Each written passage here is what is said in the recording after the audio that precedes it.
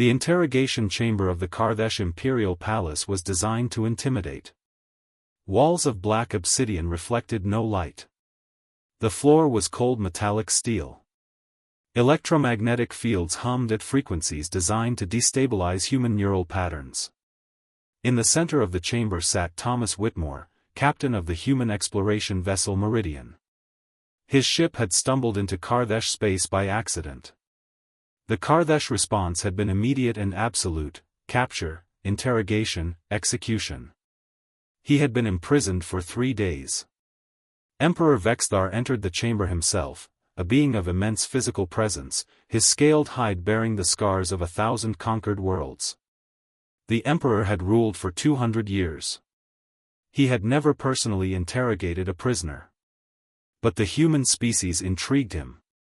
Reports suggested they were emotionally volatile, logically inconsistent, and yet somehow dangerous. The emperor sat across from Thomas, his massive form casting shadows that seemed to have weight. "I have one question," the emperor said, his voice resonating with absolute authority. "Answer truthfully, and I may grant your crew mercy instead of execution." Thomas straightened, meeting the emperor's gaze without flinching. "What is your species' greatest weakness?" the emperor asked. "What single factor prevents humanity from becoming a true galactic power?" The silence that followed was profound. The guards flanking the chamber tensed. The interrogation officers leaned forward, expecting defiance or desperate bargaining. Thomas took a long breath. Then he spoke. "We love too much," he said simply. The emperor's expression remained unchanged, but something in his posture shifted. "Explain." Thomas glanced around the obsidian chamber, this monument to power and dominance, then looked back at the emperor. "Emperor, you've conquered 1,000 worlds. Your military is unmatched. Your technology is superior. By every logical measure, the Karthesh are the greatest civilization in this galaxy. But I have a question for you: are you happy?" The emperor's hand moved toward a weapon, but he paused. "Your happiness is irrelevant to—" "No," Thomas interrupted, his voice quiet but steady. "Listen. My crew, they're probably going to die in your dungeons. We knew that was possible when we entered your space. But do you know why none of them tried to sabotage the ship to escape? Because they were more afraid of leaving their families behind than they were of dying. That's our weakness. That's our strength. We love." The emperor fell silent. Thomas continued, his voice trembling slightly. "My daughter is 6 years old. She's back on Earth.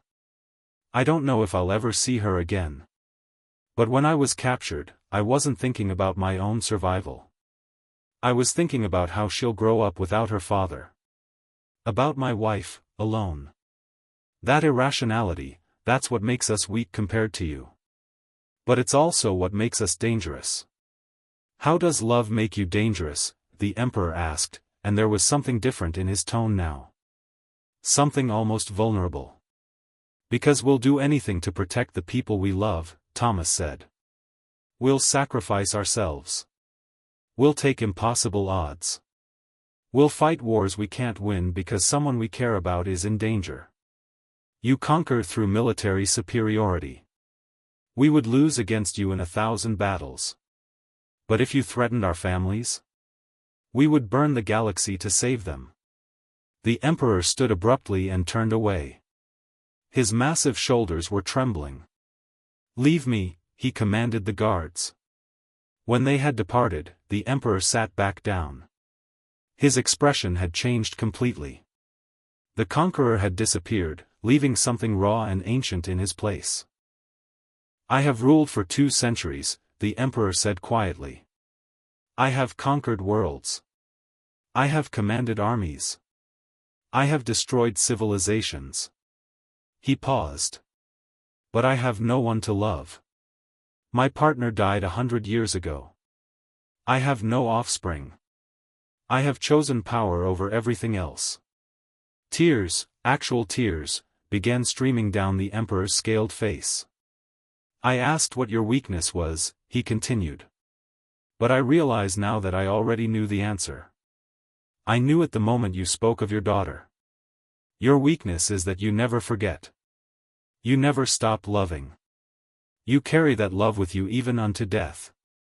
The Emperor wiped his eyes. Do you know what I carry with me? Nothing. No one. Just power. Thomas watched the most powerful being in the galaxy weep for something he could never have. It's not too late, Thomas said gently. You could. No, the Emperor interrupted. I made my choices long ago. But perhaps. He paused. Perhaps I can honor your choice differently.